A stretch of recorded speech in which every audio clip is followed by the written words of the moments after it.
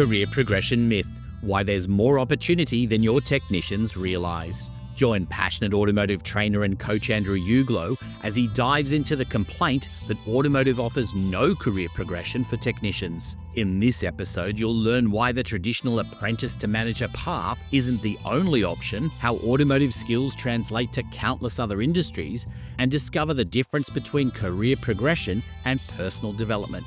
Along the way, you'll hear some great stories, including Andrew's own journey from apprentice to national training manager to business owner, and why the skills learned in automotive repair prepare technicians for almost any challenge life throws at them. I'm your co-host Anthony Pearl, and this is the Frictionless Workshop podcast. Let's get cranking.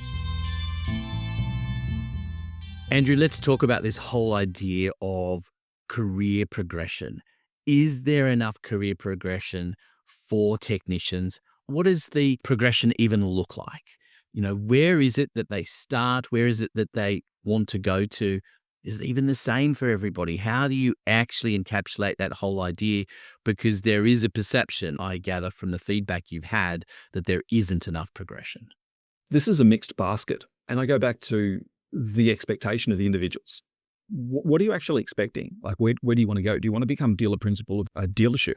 Because you could. There is no question. I know of several people who are dealer principals. But you have to develop more skill than just the ability to fix funky cars or talk with unhappy customers. You need to develop financial acumen. You need to develop people skills. You need to develop leadership. And I want to highlight that one. Like, we don't need more managers. We need more leaders. And they're not the same. They're like absolutely different things. One is about managing a system. The other one is about leading people. People don't wake up in the morning and go, gee, I'm so looking forward to being managed today. Or I'm non-compliant, manage me. Manage me harder. Manage me harder. No, people don't do that. People go, lead me, help me. I'm struggling with this. And leaders help, leaders serve. And we take a management frame, not a leadership frame. And it has a suboptimal outcomes in our business. And so back to the idea of career progression, or where do you want to go? Do you want to be a leader? Because that would be more useful. And so if that's the case, if really as a tech, if that's what you want to be, known, recognized, appreciated, stopped in the street and asked for your autograph, if that's your thing, well, sure, by all means, develop your technical skill, because the foundations for that are going to stand you in good stead for everything else you do, in or out of the industry. Conversely, let's not just stop there. Let's start with helping you lead you. Like, you want to progress, right? Let's get you leading you well. Once you're leading you well, now we can give you unofficial responsibility. You can be the team leader. You can be the workshop supervisor. You can be the whatever sub thing that is in the workshop that we can give you that gives you more responsibility to demonstrate your leadership. And now we have a gap. Well, maybe you work this part of the workshop and someone works that part of the workshop. Right now, why don't you start doing leadership with customers? Why don't you start doing leadership financially? Why don't you start doing leadership? So I'm going to argue that there is and there isn't. And it depends upon, what do you want? Like, when you say there's no progression, what's that really about? Because if we just deal with that as, I started as an apprentice and then I become a tech, and then I become a senior tech, and then I become a foreman, and then I become a service manager, and then I become a fixed operations manager, and then I become a general manager. Is that the progression you're looking for? Like, automotive is not corporate. I don't become a sub-semi-prime candidate for partial leadership. Like, there's so many levels and sub-levels in corporate. Well, this isn't that. This is about solving. You want to know what a workshop's about? A workshop is about encouraging customers to invest in positive, reliable ownership experiences of their vehicle in this business with the skill that this workshop has. That's what a workshop does. Customers don't come because they've got great workshop management. Customers don't come because they've got outstanding profitability. Customers come to get stuff fixed on their car because it is or isn't doing something, or they just can't afford to have the car go bad on them because it's too much stress. And so they just want that stressor out of their life. And so our job as technicians is to do that, is to provide that skill so the customer can jump in their car, drive it, come back 12 months later, and they haven't had any problems, that they love their car, that it's a great vehicle for them. This is what we're selling. And so you go, well, there's no career progression. Okay, sure. where do you want to go? And the flip side of this is, okay, so you want to go wherever that is. If you don't have the skills required to be a good tech, there is no way that you can progress. It just isn't, because the skills that put you in good standing for anything else you do. And I say this out of personal experience. What I've learned as a technician, how to think for myself, how to manage myself, how to deal with stress, how to handle angry customers, like all of these skills I learned in a workshop, and I learned them at the cliff face. Yeah, sure, I went back to school and I studied at Swinburne. I did some really useful stuff. I then went and did a whole bunch of other stuff that fits outside of the conventional thinking, because the conventional thinking I found was lagging. But because of what I learned and how, not what I learned to think, how I learned to think, just that was the foundation that allowed me to progress. So I love having this conversation with techs. Oh, there's no progression? Great. Where do you want to go? Where do you want to go, and how committed are you to that? And it's a conversation that's interesting, isn't it? Because it's coming from the negative. There's no career progression. Whereas the conversation could easily come from, hey, I really want to get to here at one point. Is there any way the company can help me get there? I've thought about doing this course or that course, or, doing some extra hours and sitting in here to see what other people are doing. It's the way that conversation is held can be everything as well. Absolutely. And with all due respect, I know of several managers who are really good at that. The tech is, they feel like they've plateaued with their technical skill. I don't know what I want to do next. No problems. Would you consider working with customers? Well, okay, well, let's train you on that. Aha, right. And I don't know if you missed that or not. Let's train you on that, and then we'll promote you. Let's give you some skill, and then let's try that out and see how that works. Whereas usually they just go, oh, here you go and work with customers. I tell you what, there's a world of difference between customers who answer back, who have emotional days, who illogical, irrational, and unreasonable, versus cars that aren't. Sure, cars do weird things, but they don't have bad days. They don't turn up late. They don't abuse you because who knows why? Global warming. I don't know what it was. The customers just do some of the worst things. And not all customers. Most of them are really good, but some of them have, or maybe some of them could go to someone else's business and upset their staff rather than coming to my business and upsetting my staff. The Frictionless Workshop podcast is brought to you by Solutions Culture. For details on how to get in touch with Andrew, consult the show notes below, and don't forget to subscribe so you don't miss an episode. Now back to the podcast. Some of them have Googled the problem and are insistent on what the problem is when it may not be the case at all. Look, and it is really challenging. And again, there's two sides to this argument. Automotive industry in the past at times has been profoundly dishonest. Like not just a little bit naughty, not just a bit grey around the edges, but like absolutely dyed black in the wool dishonest. Like shifty, dodgy, shonky, nasty, manipulative, scheming, dishonest. And I've seen this, I've worked with this, I've spoken to customers. It's funny the feedback I get from customers. Hey, oh, what do you do for a living, Andrew? Oh, I help technicians conquer automotive technology. Oh, really? So you're teaching them how to work? Yes. Oh, I had this car and this problem and they did this to me. And it always comes out.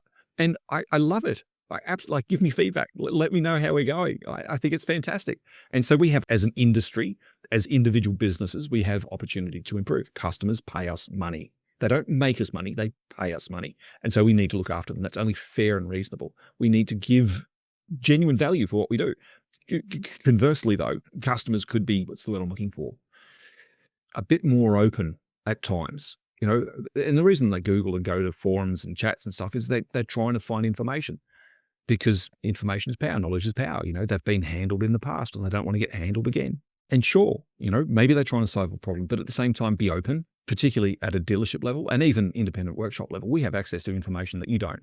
We understand cars at a level that you just simply don't. So help us help you, help us work with you. Like, we want you, and this is the good business, we want you to have the most pleasurable ownership experience in your car as you possibly can.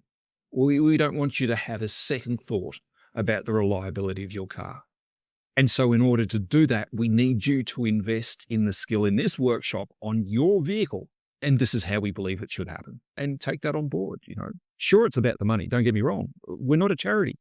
We're not a sheltered workshop, although you could argue that for some places. It's a business. We're here to make money. But at the same time, we're here to give genuine value. We're here to delight customers. Yeah, I mean, and we talk about this idea of career progression, which backs on to the previous episode where we were discussing the whole idea of recognition.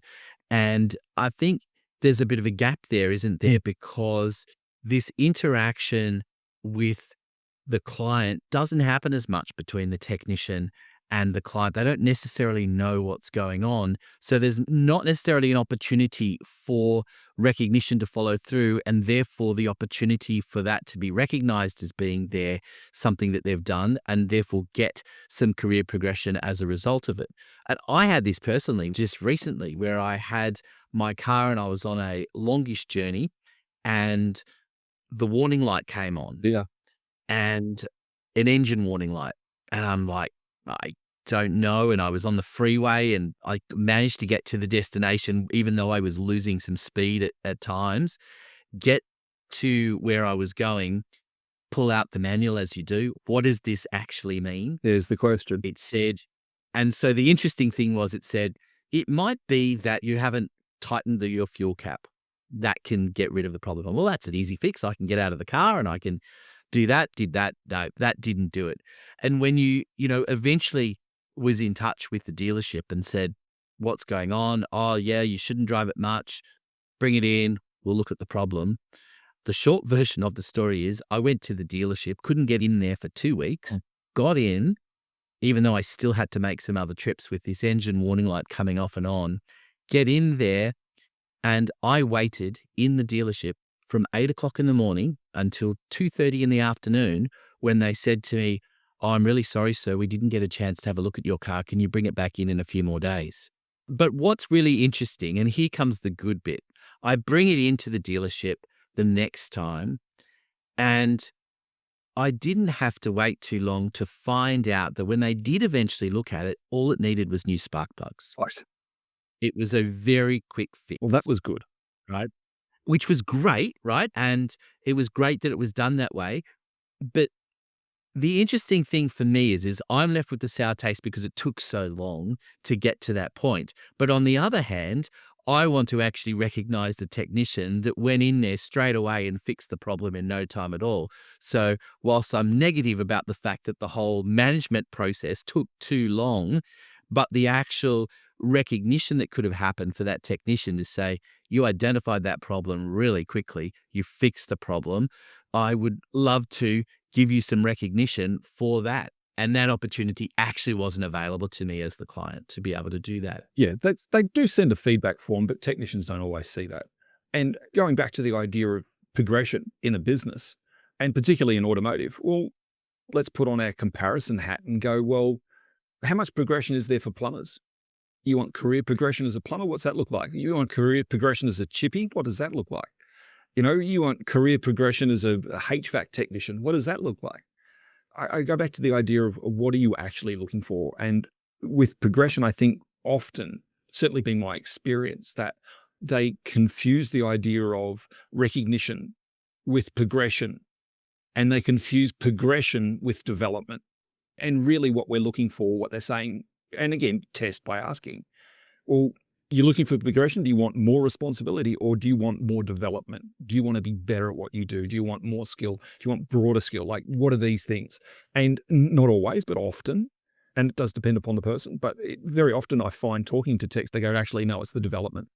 And we can talk about that in the next episode. And again, this is another area that I think automotive has opportunity to improve. The idea of training versus developing. What are we doing?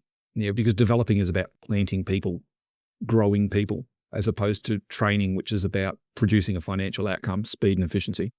Yeah, I think it's really just to wrap that whole idea up of career progression in there. It's getting to the source of what it actually means. I think there's as you talked about, that whole idea of, again, someone in another trade, plumber is a good example, is the goal I want to run my own plumbing business and I want to have a team of plumbers. That's career progression, but that's a different thing, setting up a business and doing that. And if you're a technician and that's what you're looking to do, that's a different idea. But sometimes it is also recognizing that, as you say, career progression is just about more information, more knowledge, the ability to be better at what you do rather than necessarily shifting jobs. Yep, absolutely. That concludes our look at career progression opportunities in automotive, but here's where things get really interesting. Next episode, we're diving into the communication crisis that's costing dealerships over $1 million a year in staff turnover. Andrew exposes the hidden cost of promoting technicians without leadership training and reveals why your best technical minds often make terrible people managers. We'll share shocking data from KPMG's research and practical solutions for developing real leadership in your workshop. The workshop communication crisis drops shortly, so make sure you're subscribed now so you never miss an episode. This is the Frictionless Workshop podcast, produced by podcastdoneforyou.online. All details in the show notes.